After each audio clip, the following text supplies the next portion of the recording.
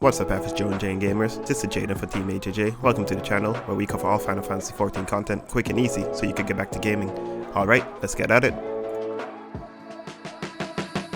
This is going to be a quick guide on Aitiascope. In this video, we're going to cover 3 bosses you'll encounter in this dungeon and if necessary, noticeable trash and mechanics. The first boss of this dungeon is going to be Lyfia the Undeterred. Frustration will cause group-wide damage, healers be ready.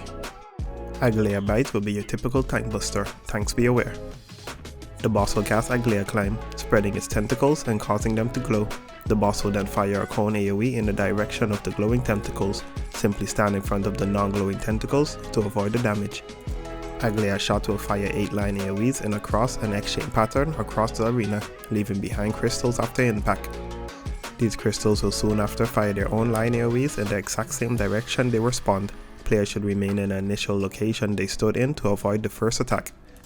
The ammo will target 2 random players and drop a circular AoE under them, simply step out of the area to avoid the damage. Immediately after, a random player will be targeted with a stack up marker, make sure to stack. The boss will then cast Disparagement in the direction of the stack player. Once again, simply step out of the area to avoid the damage. Stay light on your feet, and this is a pretty easy one. Next up is going to be Retotten the Unshakable. Tartarian Impact will cause group-wide damage, healers be ready. Tartarian Spark will target a random player with a frontal line AoE, simply step out of the area to avoid the damage. Handful of Tartarus will be your typical tank buster, tanks be aware. The boss will cast Vexillatio, blasting the east and the west of the arena with a massive AoE. This will spawn 2 walls and 4 crystals after impact. Players will be forced to stand in the middle of the arena to avoid the damage. The boss will then cast Shield Skewer, absorbing ether from the 4 crystals while targeting the complete middle section of the arena in a massive AoE. Each crystal will have its own meter and will break once the bar is empty. Players will need to identify the crystal that will first be depleted. Once this happens, players can step into the safe zone to avoid the attack. Shrapnel Shell will spawn 2 circular targets that will move from under the boss towards 2 of the 4 corners of the arena.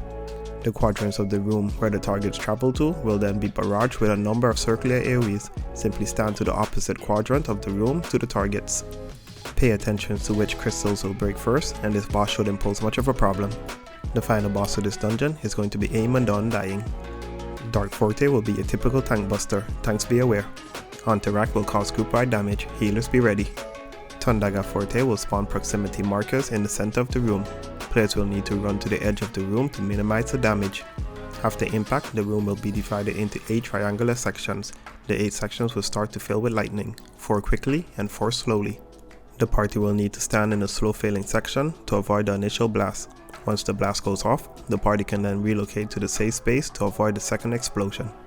The boss will cast Trophy, summoning 1 or more purple circular plates on the floor. Immediately after this, the boss will cast Antistrophy, raising the purple plates upright. The plates will then fire a huge line AoE directly in the front and to the back of the plates.